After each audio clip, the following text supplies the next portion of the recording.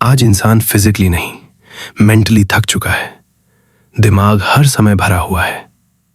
Over thinking, fear, anxiety, peoples opinions, और सबसे खतरनाक बात, ज्यादातर लोगों को एहसास भी नहीं कि उनका माइंड धीरे धीरे वीक होता जा रहा है। इसीलिए आज की दुनिया में स्टोइसिज्म पहले से ज्यादा जरूरी हो गया है।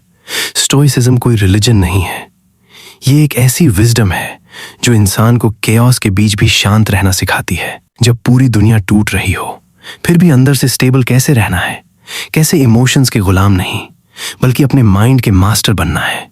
अगले 30 दिनों में हम स्टेप बाय स्टेप सीखेंगे कैसे एक ऐसा माइंड बनाया जाए जिसे हालात हिला ना सकें, एक अनशेकेबल माइंड, क्योंकि असली ताकत शरीर में नहीं मन में होती है। स्टोइक लोग एक बात बहुत अच्छी तरह समझते थे, तुम हर चीज को कंट्रोल नहीं कर सकते, तुम लोगों की सोच कंट्रोल नहीं कर सकते, फ्यूचर कंट्रोल नहीं कर सकते, हर सिचुएशन कंट्रोल नहीं कर सकते, लेकिन तुम अपने रिएक्शन को कंट्रोल कर सकते हो।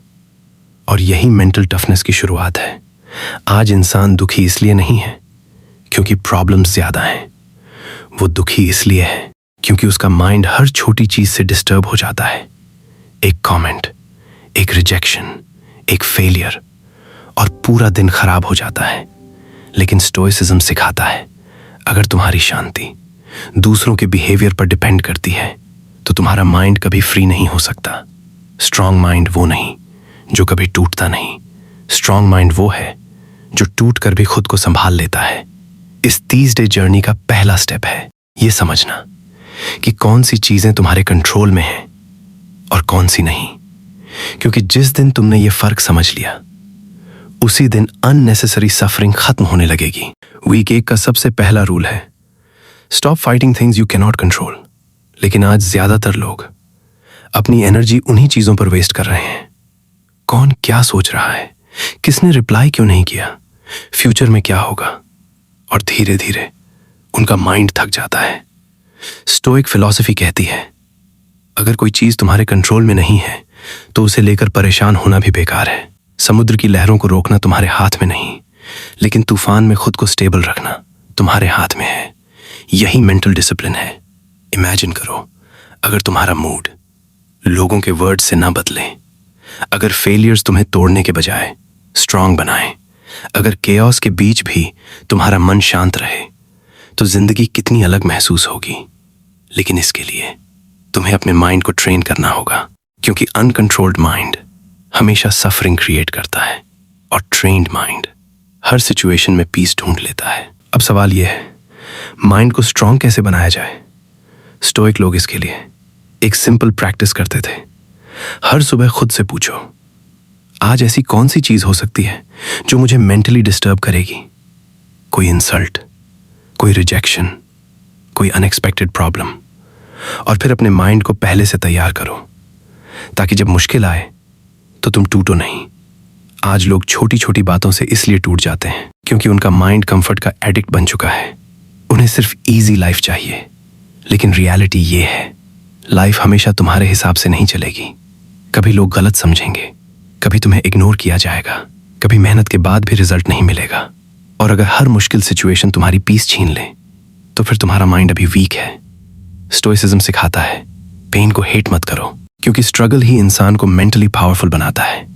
जिस तरह जिम में मसल्स टूटकर स्ट्रांग बनती हैं, उसी तरह लाइफ की डिफिकल्टीज तुम्हारे माइंड को मजबूत बनाती हैं। वीक 2 में हम सीखेंगे एक पावरफुल स्टोइक प्रिंसिपल, अमोर फाती, जिसका मतलब है अपनी डेस्टिनी से लड़ना नहीं बल्कि उसे एक्सेप्ट करना। आज इंसान की सबसे बड़ी प्रॉब्लम यह है वो रियलिटी को एक्सेप्ट नहीं कर पाता। कुछ गलत होते ही वो पूछता है मेरे साथ ही ऐसा क्यों। लेकिन स्टोइक लोग कहते थे हर मुश्किल तुम्हें तोड़ने नहीं, तुम्हें बदलने आती है। पेन एनिमी नहीं है, पेन एक टीचर है। जिस इंसान ने सफरिंग को समझ लिया उसे जिंदगी कभी कमजोर नहीं बना सकती। सोचो अगर हर फेलियर तुम्हें और मैच्योर बना दे, अगर हर रिजेक्शन तुम्हें इमोशनली स्ट्रॉन्गर बना दे, तो फिर कोई भी मुश्किल तुम्हें रोक नहीं पाएगी। यही स्टोइक माइंडसेट है, प्रॉब्लम से भागना नहीं बल्कि उसे ग्रोथ में बदल देना। क्योंकि कभी कभी जो चीज तुम्हें पनिशमेंट लगती है वही तुम्हें एक नया इंसान बना रही होती है। लेकिन स्टोइसिज्म सिर्फ पेन सहना नहीं सिखाता, ये तुम्हें अपने इमोशंस का मालिक बनना सिखाता है। आज ज्यादातर लोग अपनी फीलिंग्स के कंट्रोल में जी रहे हैं। मूड अच्छा है तो मेहनत करेंगे, मूड खराब है तो हार मान लेंगे।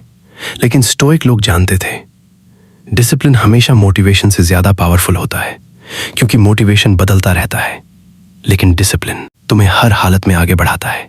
इमेजिन करो, अगर तुम अपने इमोशंस के बावजूद फोकस रख पाओ, अगर फियर होने के बाद भी एक्शन ले पाओ, अगर सैडनेस के बाद भी खुद को संभाल पाओ, तो धीरे धीरे तुम्हारा माइंड अनब्रेकेबल बनने लगता है। और यही मॉडर्न वर्ल्ड की सबसे रेयर पावर है, क्योंकि आज लोग फिजिकली नहीं मेंटली हार चुके हैं। उनका मन हर समय डिस्ट्रैक्टेड है। इसलिए स्टोइसिज्म कहता है अगर तुम दुनिया को जीतना चाहते हो तो पहले अपने माइंड को जीतना सीखो, क्योंकि जिसने खुद पर कंट्रोल पा लिया उसे बाहर की दुनिया ज्यादा देर तक हिला नहीं सकती। वीक 3 में तुम्हें एक और कठिन चीज सीखनी होगी, साइलेंस। क्योंकि स्ट्रॉन्ग माइंड हमेशा नॉइजी नहीं होता, वो शांत होता है। आज इंसान अकेला बैठ नहीं सकता। जैसे ही साइलेंस आता है वो तुरंत फोन उठा लेता है। Music, social media, endless scrolling. क्यों? क्योंकि साइलेंस में उसे अपने मन की आवाज सुनाई देने लगती है, उसका फियर, उसकी इनसिक्योरिटी, उसका एम्प्टीनेस। और इंसान पूरी जिंदगी दुनिया से नहीं खुद से भागता रहता है। लेकिन स्टोइसिज्म कहता है अगर तुम अपने माइंड के साथ अकेले नहीं रह सकते तो तुम कभी मेंटली फ्री नहीं हो सकते। इसलिए कुछ समय बिना डिस्ट्रैक्शन के बैठो, अपने थॉट्स को ऑब्जर्व करो, भागो मत। क्योंकि हीलिंग तब शुरू होती है जब इंसान पहली बार खुद से मिलना शुरू करता है।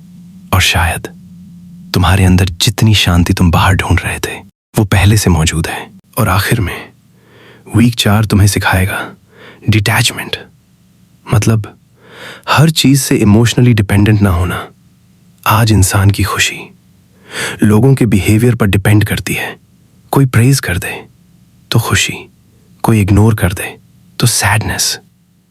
लेकिन स्टोइक माइंडसेट कहता है अगर तुम्हारी शांति दूसरों के एक्शन से कंट्रोल होती है तो तुम्हारा मन अभी भी गुलाम है। रियल फ्रीडम तब आती है जब तुम अंदर से स्टेबल रहो, चाहे लोग तुम्हारे साथ हों या ना हो, चाहे जिंदगी आसान हो या मुश्किल। क्योंकि अंत में मेंटल टफनेस का मतलब ये नहीं कि तुम्हें दर्द महसूस नहीं होगा, बल्कि इसका मतलब है कि दर्द तुम्हें कंट्रोल नहीं करेगा। और शायद यही वो शक्ति है जिसकी आज की दुनिया में सबसे ज्यादा कमी है, एक शांत माइंड, एक स्टेबल सोल और एक ऐसा इंसान जो कैओस के बीच भी अपने अंदर पीस महसूस कर सके।